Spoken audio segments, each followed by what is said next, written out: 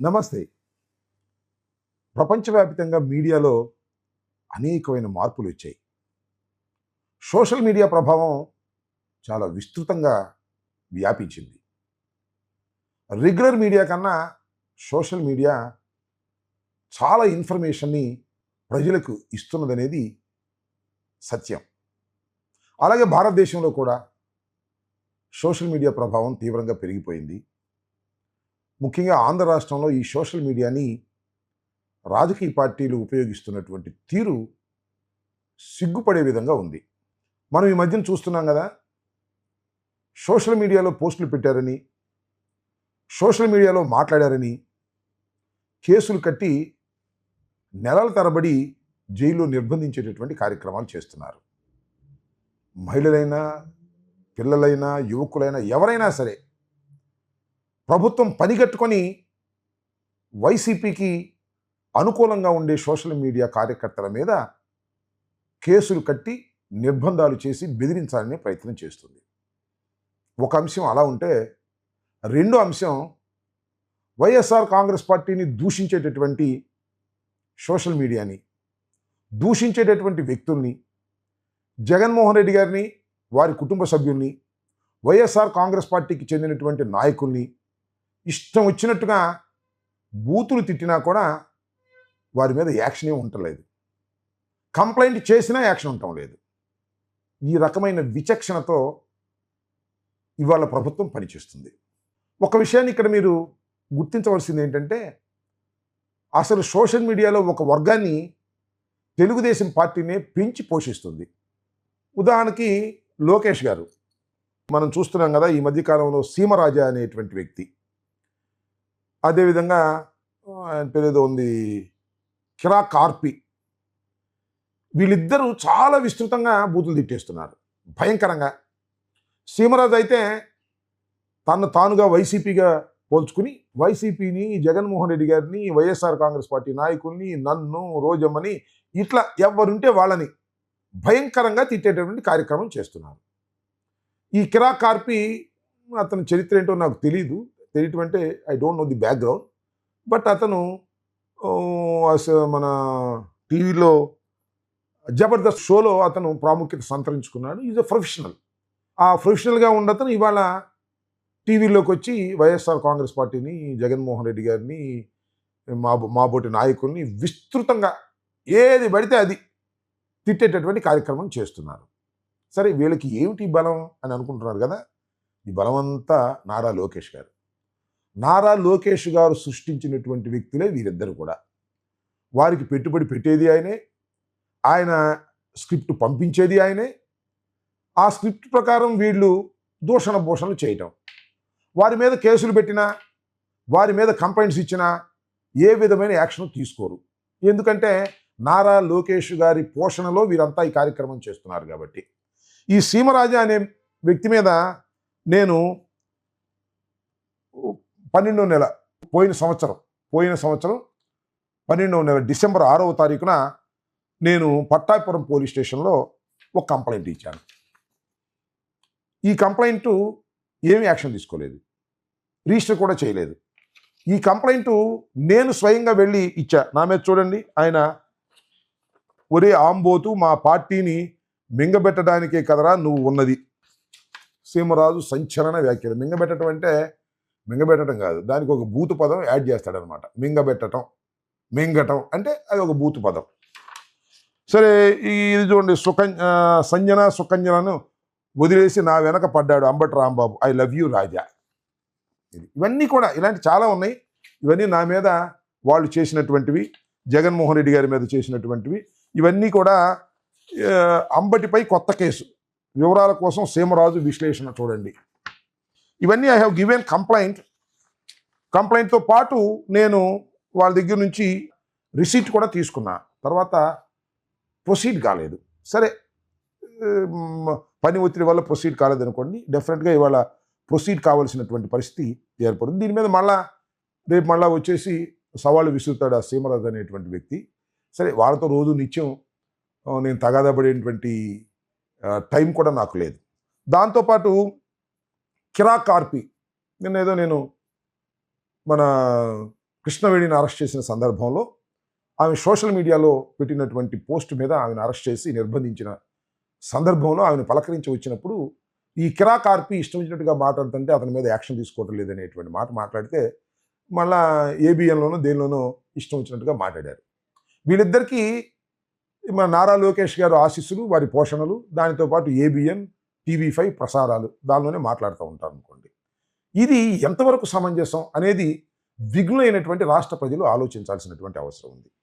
ఈ కిరాక్ ఆర్పి మీద ఇంతవరకు నేను కంప్లైంట్ ఇవ్వలేదు. నేను అంతకుముందు కొంతమంది మీద కంప్లైంట్ ఇచ్చాను. వెంగళరావు అని ఘర్షణ టీవీ అని ఉంది, అతని మీద నేను కంప్లైంట్ ఇస్తే దాన్ని రిజిస్టర్ చేశారు 4/1/2025 క్రైమ్ నెంబర్ 9/25 అనే దాని మీద పట్టాపురం పోలీస్ స్టేషన్లో రిజిస్టర్ చేసి నాకు ఇచ్చారు. దీని మీద నేను హైకోర్టులో కూడా ఉంది, ఇంకా కొన్ని కేసులు రిజిస్టర్ చేయలేదనేటువంటి ఉద్దేశంతో అది కూడా కోర్టులో పెండింగ్లో ఉంది. దాని మీద నేను స్వయంగా ఆర్గ్యుమెంట్స్ చెప్పడానికి ప్రయత్నం చేస్తున్నాను. అలాగే ఈ కిరాక్ ఆర్పి అనే వ్యక్తి మీద సరే ఏదో ఇది స్మాల్ మ్యాన్ అంటే మళ్ళీ ఆయన కోపం వస్తుంది, చాలా బిగ్ మ్యానో స్మాల్ మ్యానో తెలియదు, కానీ ఒక జబర్దస్త్ షోలో యాక్ట్ చేసేటటువంటి ఒక ప్రొఫెషనల్ని నారా లోకేష్ గారు తీసుకొచ్చి ఇవాళ వైసీపీ నాయకుల్ని, జగన్మోహన్ రెడ్డి గారిని, అలాగే వారి కుటుంబ సభ్యుల్ని ఇష్టం వచ్చినట్టుగా, ముఖ్యంగా రోజా గారిని ఇష్టం వచ్చినట్టుగా తిట్టేటటువంటి కార్యక్రమానికి ఉపయోగిస్తూ ఉన్నారు. ఇది చాలా దుర్మార్గమైనటువంటి విషయం. ఇక్కడ నేను చెప్పదలుచుకుంది ఏంటంటే, ఈ కిరాక్ ఆర్పికి కానీ లేదా మన సీమరాజాకి కానీ, అయ్యా మీరు ఒకటి గుర్తుపెట్టుకోండి, చేబ్రోలు కిరణ్ ఉన్నాడు కదా, ఆయనకి ఏ గతి పెట్టింది? మీకన్నా ఎక్కువగానే పోషించాడు నారా లోకేష్ గారు. అది చాలా చిన్న కుటుంబం పాపం. చేబ్రోలు కిరణ్ నేను విచారణ చేశాను, అతను రామన్నపేటలో ఉంటారు పాపం. వెరీ స్మాల్ కుటుంబం. వారి తండ్రి గారు సుమారుగా 15-20 సంవత్సరాల నుంచి మంచం మీదే ఉన్నాడు. ఆయన చేబ్రోలు నాగేశ్వరరావు, వారి తల్లి వెంకటరత్నం.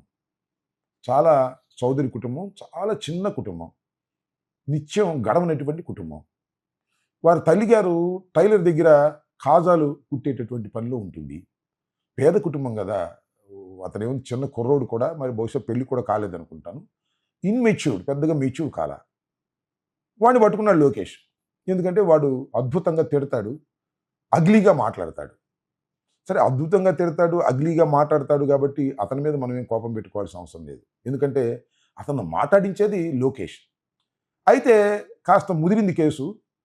భారతమ్మ గారిని అసభ్యంగా తిట్టిన తర్వాత లోకం అంతా ఒకసారి విరుచుకుపడింది. మన సోషల్ మీడియా విరుచుకుపడింది. అదేవిధంగా న్యూట్రల్గా ఉండే సోషల్ మీడియా కూడా ఏమిటి అన్యాయం, ఐటీడీపీలో ఉన్నటువంటి వ్యక్తి ఈ విధంగా మాట్లాడితే ఏమిటి అనేటువంటి ప్రశ్న వచ్చినప్పుడు ఇమీడియట్గా చంద్రబాబు నాయుడు గారు, లోకేష్ గారు రంగంలోకి దిగి అరెస్ట్ చేసి లోపల పెట్టేశారు. లోపలే ఉన్నాడు. నేను ఇక్కడ ఏమంటానంటే, పాపం ఆ చేబ్రోలు కిరణ్ అనేవాడు ఒక అమాయకుడు, ఒక స్మాల్ కుటుంబంలో పుట్టినటువంటి వ్యక్తి. వాడు మాట్లాడినటువంటి ప్రతి మాటకి రెస్పాన్సిబిలిటీ నారా లోకేష్ తప్ప వాడు కాదంటాను. ఎందుకంటే డబ్బులు ఇస్తేనో, జీవనం గడవకో, తండ్రిని పోషించుకోవడానికో మీ ఐటీడీపీలో చేరి మీ ప్రోత్సాహంతో పనిచేశాడు. వాడిని బలి చేసి పారేశారు. నేను ఇక్కడ ఒక విషయం చెప్పాలి మీకు. మీరు ఇంటర్లాకిజం అని ఒకటి ఉంది. ఒక బొమ్మను చేతిలో పట్టుకొని ఇలా ఎలా గుర్తుంటే ఆ బొమ్మ మాట్లాడుతూ ఉంటుంది, కానీ ఆ బొమ్మ మాట్లాడదు, వీడే మాట్లాడతాడు. హాయ్, ఎలా హలో హలో సార్, నేను మాట్లాడలేదు సార్, మాట్లాడుతున్నారు, నేనే మాట్లాడలేదు అనుకుంటున్నాను. నువ్వే మాట్లాడలేదు, నేను మాట్లాడుతున్నాను కదా. 20 years. నా ఏజ్ ఎంత అడగలేదేంటి? సరే, నీ ఏజ్ ఎంత? 16. Any time 16. అందరికి ఒకసారి నమస్కారం చెప్పు. ఎంతమంది ఉంటారు? ఎంతమంది? ఒకసారి నమస్కారం చెప్పాలి. ఎంతమంది ఉంటారు అని అంటున్నారు. మన దేశంలో జనాభా తెలుసా నీకు? 140 కోట్లు. వాళ్ళందరికీ నమస్కారం చెప్పాలి, అందరికీ నమస్కారం చెప్పాలి. నాకు అంత టైం లేదు, నీకు అంత టైం లేదు. అందరికీ ఒక్కసారి నమస్కారం చెప్పు. నేను ఒక్కసారి చెప్తే 100 సార్లు చెప్పినట్టు అయ్యా, ఒక్కసారి చెప్తే 100 సార్లు చెప్పిన అవునయ్యా. అది సూపర్ స్టార్ రజనీకాంత్ గారి డైలాగ్. ఆయనకి నేనే హించానమ్మా. దట్ ఈజ్ ఒక టైప్ ఆఫ్ ఇంటర్లాకిజం అనే విద్య. సేమ్ అంతే. ఈ చేబ్రోలు కిరణ్ కానీ, సీమరాజు కానీ, లేదా ఆర్పి కానీ, కిరాక్ ఆర్పి కానీ, వీళ్ళందరూ ఇంటర్లాకిజంలో బొమ్మలు లాంటి వాళ్ళు. వీళ్ళు మాటలు వీరివి కావు, నారా లోకేష్వి. నారా లోకేష్ గారు పంపించిన స్క్రిప్ట్తో వీరు మాట్లాడతారు. ఆ బొమ్మను శిక్షిస్తే ఏమవుతుంది చెప్పండి? ఆ రకంగా ఈ ముగ్గురు బొమ్మలు నారా లోకేష్ గారు చెప్పినట్టుగా మాట్లాడేటటువంటి బొమ్మలు. చేబ్రోలు కిరణ్ అనే ఒక అమాయకుడిని రెచ్చగొట్టి ఐటీడీపీలో చేర్చుకొని వాడి చేత ఇష్టం వచ్చినట్టు బూతులు తిట్టించి, నేను అడుగుతా ఉన్నా, భారతమ్మ గారు తిట్టినప్పుడు అరెస్ట్ చేయడం ఏంటి? అంతకుముందే చాలామంది తిట్టాడు వాడు, భయంకరంగా తిట్టాడు. కాకపోతే భారతమ్మ గారు తిట్టిన తర్వాత ఒక ప్రశ్న వచ్చింది, చంద్రబాబు నాయుడు గారు భార్యని అంటే అప్పుడు యాక్షన్ తీసుకోలేదు, ఇప్పుడు జగన్మోహన్ రెడ్డి గారి భార్యని అంటే యాక్షన్ తీసుకోవడానికి ప్రయత్నం చేశారు, యాక్షన్ తీసుకున్నారు, చాలా గొప్ప ప్రభుత్వం ఇది అని చెప్పుకోవడానికి వాడిని బలి చేశారు తప్ప వాడిని పెంచింది పోషించింది మీరే కదా. సేమ్ టు సేమ్ అంటే ఈ కిరాక్ ఆర్పి కానీ సీమరాజు కానీ ఇలాగే వాళ్ళని కూడా త్వరలో బలి చేస్తారు. కాకపోతే సమయం రావాలి, కాస్త హీట్ ఎక్కాలి. నేను చాలా స్పష్టంగా ఇవాళ చెప్పదలుచుకున్నాను, ఈ కిరాక్ ఆర్పి గురించి కానీ సీమరాజా గారి గురించి కానీ వీళ్ళిద్దరి మీద తప్పనిసరిగా నేను న్యాయ పోరాటం చేయటానికి సిద్ధంగా ఉన్నాను. ఖచ్చితంగా వారి మీద యాక్షన్ తీసుకునే విధంగా నా ప్రయత్నాలు ఉంటాయని ఈ సందర్భంగా నేను చెప్తున్నాను. అయితే మళ్ళా ఎవరో ఆ జబర్దస్త్ కిరాక్ ఆర్పి సవాల్ విసురుతున్నాడు, చర్చకి రమ్మని. నాకంత తీరిక లేదు స్వామి నీతో చర్చ చేసుకోవడానికి. ఏదో నువ్వు ఇంటర్లాకిజంలో బొమ్మలాంటి వాడివి, ఏదైనా ఉంటే మీ లోకేష్తో చర్చకి రమ్మంటే వస్తాను, మీ లోకేష్తో కనుక్కొని చెప్పు. నీతో రోజు నువ్వు వీడియోలు చేసిన దానికి పద్దానికి నేను చెప్పను, కానీ ఇది మాత్రం నా ఉద్దేశం. తప్పనిసరిగా ఈ Kiraak RP at the same time Seemaraju వీళ్ళిద్దరి మీద లీగల్ ఫైట్ తప్పనిసరిగా చేస్తాను. వాళ్ళు చాలా చిన్న వ్యక్తులు అయినప్పటికీ కూడా మీ వెనుక ఉన్న వ్యక్తుల్ని మీరు దృష్టిలో పెట్టుకుని చేస్తున్నటువంటి ప్రయత్నాలు తప్పు అని సమాజానికి నిరూపించవలసినటువంటి బాధ్యత, ఒక బాధ్యత గల పౌరుడిగా నాకు ఉందని భావిస్తూ నేను ఖచ్చితంగా దానికి యాక్షన్కి వెళ్తానని కూడా ఈ సందర్భంగా తెలియపరుస్తున్నాను. ధన్యవాదాలు.